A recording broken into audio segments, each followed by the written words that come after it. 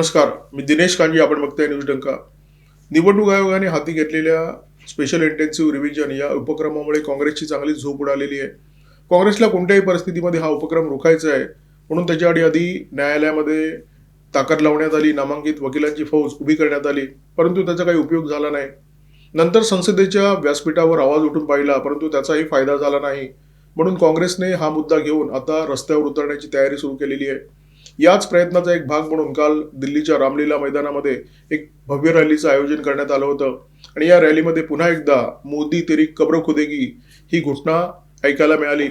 काँग्रेस सध्या दुहेरी संकटामध्ये सापडलेली आहे. एका बाजूला सोनिया गांधी, राहुल गांधी आणि रॉबर्ट वाड्रा यांच्या भोवती जो कायद्याचा फास आहे तो आवळत चाललेला आहे. यांना कधीही तुरुंगात जावं लागेल अशा प्रकारची परिस्थिती आहे. आणि दुसऱ्या बाजूला काँग्रेसचा हक्काचा मतदार असलेल्या बांगलादेशी रोहिंग्यांची मतदार याद्यांमधून साफसफाई सुरू आहे. आणि हे जर थांबवायचं असेल तर काँग्रेसकडे एकच पर्याय उरतो आणि तो पर्याय म्हणजे विदेशी शक्तींना हाताशी घेऊन देशामध्ये आग लावण्याचा. आणि त्याचाच अशुभारंभ रामलीला मैदानावर झालेला दिसतोय. रामलीला मैदानामध्ये काँग्रेसने काल केलेलं शक्ती प्रदर्शन अनेकांना अवकाळी पावसासारखं वाटलं, कारण बिहार विधानसभेच्या निवडणुका आटोपलेल्या आहेत. पश्चिम बंगाल आणि तामिळनाडूमध्ये पुढच्या वर्षी निवडणुका होणार आहेत. साधारण 4 महिन्याचा अवधी या निवडणुकांना आहे. बरं, तिथे निवडणुका आहेत आणि रॅली दिल्लीमध्ये होते, त्याचा काही संबंध नाहीये. लोकसभेच्या निवडणुका तर फार दूर आहेत. अशा परिस्थितीमध्ये रामलीला मैदानामध्ये गर्दी जमवण्याची बुद्धी राहुल गांधी यांना का सुचली? या गर्दीने मोदी तेरी कब्र खुदेगी या घोषणा का दिल्या? राहुल गांधी यांनी या गर्दीच्या समोर स्पेशल इंटेन्सिव्ह रिव्हिजन हा मुद्दा का उपस्थित केला? निवडणूक आयोगाला का टार्गेट केलं? असे अनेक प्रश्न लोकांच्या मनात अनुत्तर येत आहेत. आणि सगळ्यात महत्त्वाचं म्हणजे संसदेचं हिवाळी अधिवेशन सुरू आहे. हे हिवाळी अधिवेशन 19 डिसेंबर पर्यंत सुरू राहणार आहे. संसदेचं व्यासपीठ उपलब्ध असताना राहुल गांधी यांना मैदान गाजवण्याची का गरज होती? असे अनेक प्रश्न आहेत. खरं तर वोट चोरीचा मुद्दा राहुल गांधी यांनी संसदेमध्ये सुद्धा उपस्थित केला होता. या मुद्द्याला धरून त्यांनी एक लंब जेवढं भाषण केलं होतं. त्यांनी केंद्र सरकारवर आरोप केले, त्यांनी निवडणूक आयोगावर आरोप केले, परंतु त्याच्यानंतर भाजपचे नेते आणि केंद्रीय गृहमंत्री अमित शहा यांनी या भाषणाच्या अक्षरशः ठिकऱ्या उडवल्या. त्यांनी हे पुराव्यांसह स्पष्ट करून सांगितलं की गांधी नेहरू घराण्याचा जो इतिहास आहे तो वोटचोरीचा इतिहास आहे. त्यांनी अगदी नेहरूंपासून इंदिरा गांधींपर्यंत उदाहरणं दिली. सोनिया गांधीचं सुद्धा त्यांनी उदाहरण दिलं. आणि परिस्थिती अशी निर्माण झाली की राहुल गांधी यांना सभागृह सोडून अक्षरशः पळ काढावा लागला. बरं, संसदेत जे काही घडतं ते कॅमेऱ्याच्या समोर घडतं, लोकांच्या पर्यंत थेट पोहोचतं. नेत्यांची भाषणं असो, नेत्यांचा गोंधळ असो, सर्व काही. पण ही काही बंद दाराची चर्चा नाहीये की बंद दारात चर्चा व्हावी आणि बाहेर आल्यावर नेत्यांनी वाटेल ती विधानं करावी, उलटसुलट विधानं करावी. जे काही घडतं ते खुलेआम असतं. जे काही घडलं ते लोकांनी पाहिलं तरी सुद्धा रामलीला मैदानामध्ये येऊन राहुल गांधी यांनी भलतंच काहीतरी सांगितलं. पळ काढला राहुल गांधींनी आणि त्यांनी लोकांना सांगितलं भलतंच. त्यांनी सांगितलं की जेव्हा आम्ही स्पेशल इंटेन्सिव्ह रिव्हिजनचा मुद्दा उपस्थित केला तेव्हा अमित शहा यांचे हात अक्षरशः थरथरत होते. अमित शहा नजरेला नजर भिडवू शकत नव्हते. मोदी आणि अमित शहा यांचा आत्मविश्वास अगदीच रसातळाला गेलेला आहे. निवडणूक आयोगाच्या विरोधात राहुल गांधी यांनी भलभलते आरोप केले. राहुल गांधी जेव्हा बोलायला उभे राहतात तेव्हा त्यांच्यामध्ये आत्मविश्वासाची प्रचंड कमतरता जाणवते, कारण बोलणं हा काही राहुल गांधी यांचा प्रांत नाहीये. अनेकदा ते विसरतात, अनेकदा भलतंच काहीतरी बोलून जातात. जी परिस्थिती संसदेमध्ये तीच परिस्थिती रॅलीमध्ये सुद्धा. परंतु रॅलीमध्ये त्यांचा आत्मविश्वास थोडासा जास्त असतो. त्याचं कारण काय? त्यांना माहिती असतं संसदेमध्ये जर मी भलतं सलतं बोललो तर त्याचं उत्तर मिळणार. संसदेमध्ये आपण जे काही बोलतो ते रेकॉर्डवर असतं, त्यामुळे संसदेमध्ये फार वाह्यात बोलणं शक्य नसतं. अर्थात राहुल गांधी संसदेमध्ये सुद्धा वाह्यात बोलतात ही गोष्ट वेगळी, परंतु सभेमध्ये ते जास्त वाह्यात बोलतात, कारण त्यांना माहिती असतं आपल्यासमोर जो जमाव बसलेला आहे, जी गर्दी गोळा करण्यात आलेली आहे, ती गर्दी टाळ्या वाजवण्यासाठी गोळा करण्यात आलेली आहे. त्यामुळे इथे काही बोललं तरी चालतं.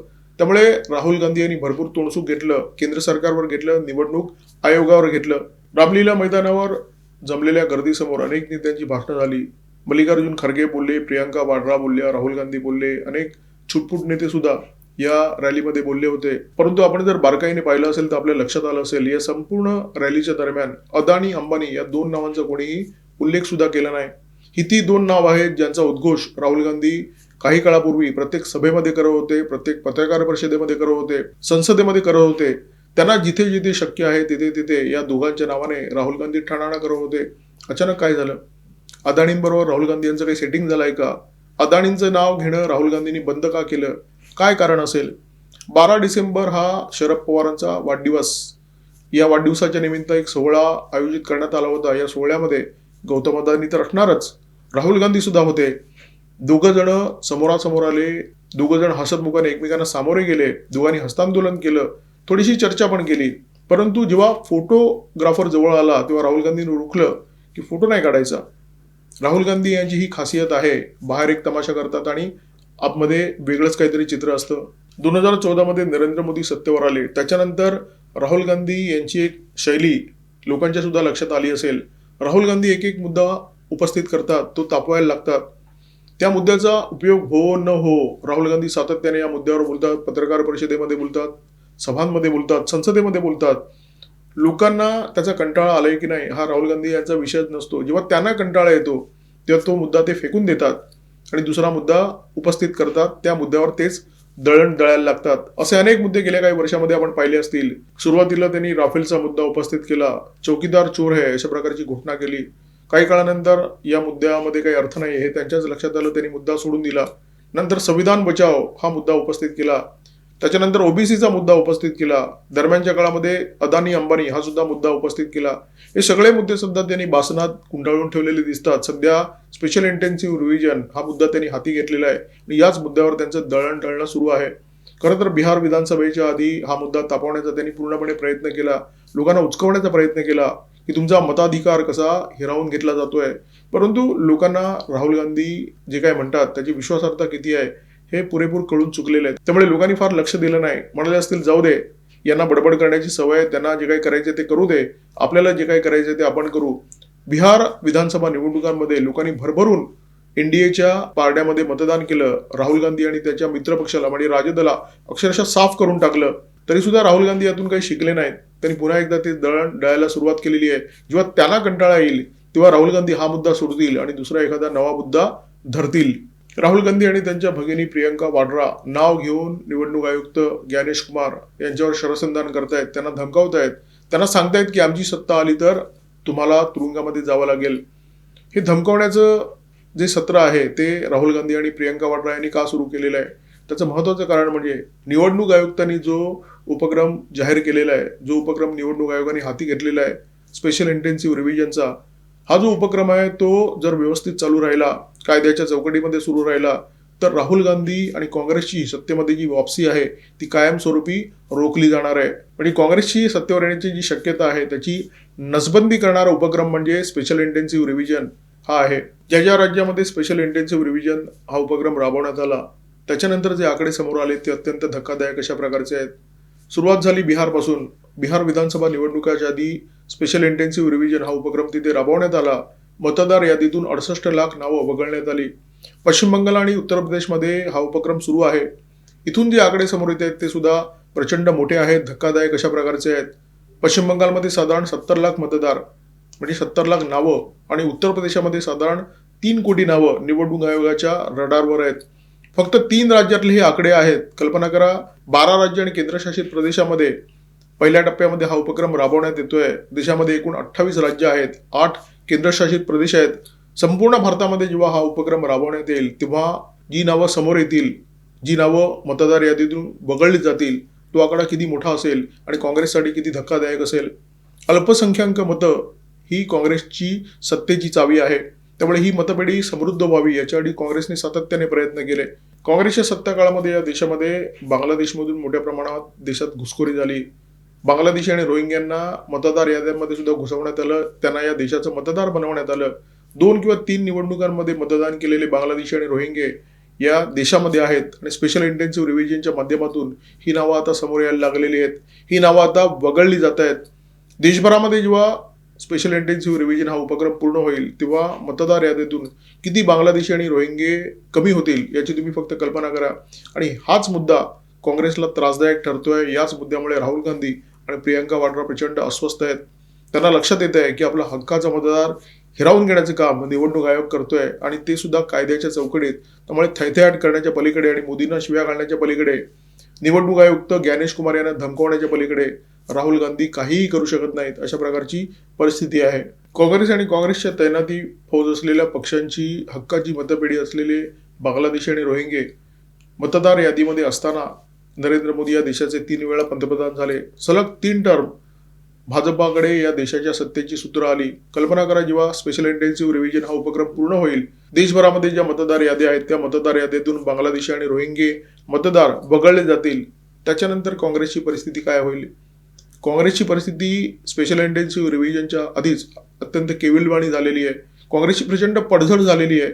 जेव्हा त्यांचे हक्काचे असलेले 7-8% मतदार या मतदार याद्यातून वगळले जातील, तेव्हा काँग्रेसची परिस्थिती काय असेल? आणि हेच प्रियंका वाड्रा आणि राहुल गांधी यांना दिसतंय. आणि त्याच्यामुळे निवडणूक आयुक्तांना धमकवण्याचा कार्यक्रम या दोघांनी सुरू केलेला आहे. स्पेशल इंटेन्सिव्ह रिव्हिजन हा घटनेने निवडणूक आयोगाला दिलेला अधिकार आहे आणि या अधिकाराची अंमलबजावणी केली जात असताना निवडणूक आयोगाला धमकवण्याचं काम गांधी कुटुंबीय करतायत. नरेंद्र मोदी यांच्यावर वोट चोरीचा आरोप केला जातोय. हा खरं तर पंतप्रधान म्हणून नरेंद्र मोदी यांचा अपमान नाहीये. हा अपमान या देशाच्या जनतेचा आहे, ज्यांनी नरेंद्र मोदी यांच्यावर सलग तिसऱ्यांदा विश्वास दाखवला. सत्तेची सूत्र सलग तिसऱ्यांदा त्यांच्या हाती सोपवली. त्यांच्या मतांचा अपमान आहे, त्या मतदारांचा अपमान आहे. परंतु राहुल गांधी यांना या सगळ्या गोष्टीमुळे काही फरक पडत नाहीये. त्यांचा एक स्वतःचा अजेंडा आहे आणि हा अजेंडा राबवण्यासाठी ते सतत काम करत असतात. त्यांच्या आक्रमकतेच्या मागे एक भीती दडलेली आहे. सोनिया गांधी असो, राहुल गांधी असो किंवा रॉबर्ट वाड्रा यांच्या भोवती जो कायद्याचा फास आहे तो आवळला जातोय. परिस्थिती अशी निर्माण झालेली आहे की हे तिघेही खूप वेगाने तुरुंगाच्या दिशेने वाटचाल करताना दिसत आहेत. कधी यांची तिहार तुरुंगामध्ये रवानगी होईल हे सांगता येत नाहीये. आणि हे जर रोखायचं असेल तर सत्तेच्या चाव्या या गांधी कुटुंबाकडे असणं अत्यंत आवश्यक आहे. किंबहुना त्या चाव्या होत्या म्हणून आतापर्यंत या कुटुंबाला तुरुंगवास टळला. परंतु सत्ता मिळण्याची शक्यता नाहीये. स्पेशल इंटेन्सिव्ह रिव्हिजन नंतर तर अजिबात नाहीये. आणि त्याच्यामुळे या उपक्रमाला टार्गेट करण्याचा प्रयत्न, सातत्याने टार्गेट करण्याचा प्रयत्न हे कुटुंबीय करताना दिसत आहेत. सत्ता हाती असताना गांधी नेहरू कुटुंबाने प्रचंड मोठी पापं केलेली आहेत आणि ही पापं आता बाहेर येऊ लागलेली आहेत. या पापाच्या गुंत्यामध्ये हे संपूर्ण कुटुंब गुंतलेलं दिसतं आणि या जाळ्यातून बाहेर पडण्याची कोणतीही शक्यता, कोणताही मार्ग त्यांना दिसत नाहीये. नॅशनल हेराल्ड प्रकरणामध्ये ईडीची चौकशी सुरू आहे. या प्रकरणामध्ये दिल्ली पोलिसांच्या आर्थिक गुन्हे विभागाने FIR दाखल केलेला आहे. या FIR मध्ये काही नवी माहिती जोडण्यात आलेली आहे. आर्म्स डीलर संजय भंडारी याच्याशी संबंधित एक हवाला प्रकरण आहे. या प्रकरणामध्ये रॉबर्ट वाड्रा यांच्या विरोधात सप्लिमेंटरी चार्जशीट दाखल करण्यात आलेली आहे. सोनिया गांधी, राहुल गांधी यांच्या विदेशी नागरिकत्वाचा मुद्दा सुद्धा आता ऐरणीवर येताना दिसतोय. दिल्लीच्या राऊस एव्हेन्यू कोर्टाने या प्रकरणी सोनिया गांधी यांना नोटीस बजावलेली आहे. प्रकरण खूप जुनं आहे, परंतु प्रकरण अत्यंत महत्वाचं आहे. राजीव गांधी यांच्याशी विवाह करून सोनिया गांधी भारतामध्ये दाखल झाल्या, परंतु भारतामध्ये दाखल झाल्यानंतर पंतप्रधान निवासामध्ये मुक्काम केल्यानंतर सुद्धा पुढची अनेक वर्ष त्यांनी भारताचं नागरिकत्व स्वीकारलेलं नव्हतं. बहुधा त्या द्विधा मनस्थितीमध्ये होत्या. भारतामध्ये राहायचं की राजीव गांधी यांना घेऊन विदेशामध्ये जाऊन सेटल व्हायचं. त्याच्यामुळे त्या भारताचे नागरिक झाल्या नव्हत्या, परंतु भारताच्या नागरिक होण्याच्या पूर्वी त्या भारताचे मतदार झाल्या होत्या. मतदार यादीमध्ये त्यांचं नाव नोंदवलं गेलं होतं आणि भारताच्या निवडणुकांमध्ये त्या मतदान सुद्धा करत होत्या. तुम्ही देशाचे नागरिक झाल्याशिवाय तुम्ही मतदार बनू शकत नाहीत. सोनिया गांधीने ते पाप केलं होतं आणि ते पाप आता बाहेर आलेलं आहे. त्या प्रकरणी चौकशी सुरू झालेली आहे. इटलीचे पंतप्रधान जॉर्जिया मेलोनी यांनी पंतप्रधान नरेंद्र मोदी यांना इटली भेटीचं निमंत्रण दिलेलं आहे आणि मोदींनी हे निमंत्रण स्वीकारलेलं आहे. लवकरच नरेंद्र मोदी इटलीला रवाना होणार आहेत. इटलीचा संबंध काँग्रेसने केलेल्या अनेक भ्रष्टाचारांशी आहे. इटलीतून आपण ऑगस्टा वेस्टलँड ही हेलिकॉप्टर विकत घेतली होती. हा सौदा झाला होता आणि या सौद्यामध्ये सोनिया गांधी यांनी लाच घेतली, अशा प्रकारची कुजबुज आहे, अशा प्रकारचा आरोप आहे. बोफोर्सचं भूत सुद्धा बाटलीतून बाहेर आलेलं आहे आणि या सगळ्या प्रकरणाचा जो संबंध आहे तो थेट सोनिया गांधी यांच्याशी आहे. बाटलीत बंद केलेली ही जुनी भूतं आता बाहेर पडू लागलेली आहेत आणि त्याच्यामुळे हा परिवार प्रचंड अस्वस्थ झालेला आहे. हा परिवार भीतीच्या सावटाखाली आहे आणि या भीतीतूनच नरेंद्र मोदी यांच्यावर वाटेल ते आरोप केले जात आहेत. त्यांना धमकवण्याचं काम सुरू आहे. निवडणूक आयोगाला सुद्धा धमक्या देण्याचा प्रकार सुरू केलेला आहे. सोनिया गांधी असो किंवा राहुल गांधी यांनी नरेंद्र मोदी यांच्याबद्दल आदराने कधीही उल्लेख केला नाही. उलट कायम यांना लाखोली वाहण्याचं काम केलं. नरेंद्र मोदी यांना मौत का सौदागर म्हणून सोनिया गांधी यांनी सुरुवात केली होती आणि त्याच्यामुळे राहुल गांधी यांना थांबण्याचं काही कारण नव्हतं. राहुल गांधी यांनी सुद्धा हे लाखोली वाहण्याचं काम सुरू ठेवलं. राहुल गांधी आता त्यांच्यावर वोट चोरीचा आरोप करताना दिसत आहेत. वाटेल ते आरोप ही मंडळी करताना दिसत आहेत आणि याचं कारण काय? नरेंद्र मोदी यांनी कधीही अशा प्रकारे भाषेचा प्रयोग केला नाही. कधीही यांना उत्तर देण्याचे ते भानगडीत पडले नाहीत. परंतु नरेंद्र मोदी स्वस्थ बसलेले नव्हते. नरेंद्र मोदी बुद्धिबळाचा पट सजवत होते, एक एक चाली खेळत होते आणि अशा प्रकारे चाली खेळत होते की सोनिया गांधी आता पूर्णपणे घेरल्या गेलेल्या आहेत. त्यांना सुटकेचा मार्ग दिसत नाहीये. गेल्या काही वर्षामध्ये नरेंद्र मोदी यांनी गांधी नेहरू परिवाराची जी जुनी मडी खोलखोल पुरलेली ती बाहेर काढण्याचं काम केलेलं आहे. आणि या मड्यांचा दुर्गंध आता इतका असह्य झालेला आहे या परिवाराला. त्यांना आता तिहार तुरुंगाच्या उंच उंच भिंती दिसू लागलेल्या आहेत. आणि त्याच्यामुळे सोनिया गांधी, राहुल गांधी, प्रियंका वाड्रा यांनी नरेंद्र मोदी यांच्या विरोधात सुलतान डवा सुरू केलेला आहे. म्हणजे जोरदार लढाई, अखेरची लढाई. एकतर हार होईल किंवा जीत होईल, एकतर आर किंवा पार. राहुल गांधी हे जेव्हा जेव्हा बोलायला उभे राहतात तेव्हा काही ना काहीतरी विनोद करतातच. रामलीला मैदानावर जी रॅली झाली त्याच्यामध्ये त्यांनी या शतकातला सगळ्यात मोठा विनोद केला की भाजपकडे सत्ता आहे आणि आमच्याकडे सत्य आहे आणि या सत्याच्या आधारावर आम्ही भाजपचा पराभव करू, त्यांना हिंदुस्थानमधून हद्दपार करू. आता राहुल गांधी यांच्याकडे सत्य कितपत आहे हे भारताच्या जनतेला माहिती आहे, किंबहुना ते नाही आहे. म्हणून सतत भारताच्या जनतेने काँग्रेसला पराभवाची धूळ चालण्याचा कार्यक्रम गेली काही वर्ष जारी ठेवलेला आहे. राहुल गांधी नरेंद्र मोदी यांच्या विरोधात एल्गार करताना दिसत आहेत, परंतु या एल्गारामध्ये काही दम नाहीये. त्यांना माहिती आहे की त्यांच्या ज्या भानगडी बाहेर पडतायत त्या भानगडी बाहेर येण्यापासून रोखण्याचं काम फक्त सत्ता करू शकेल. आज त्यांच्याकडे सत्ता नाहीये हेच त्यांचं दुखणं आहे. म्हणून ते सत्ता मिळवण्यासाठी नरेंद्र मोदी यांच्या विरोधात वाटेल ते करायला तयार आहेत. आता निवडणुकीच्या माध्यमातून आपल्याला सत्ता मिळणार नाही हे गांधी परिवाराला कळून चुकलेलं आहे. मग त्यांच्याकडे उरलेला मार्ग कोणता?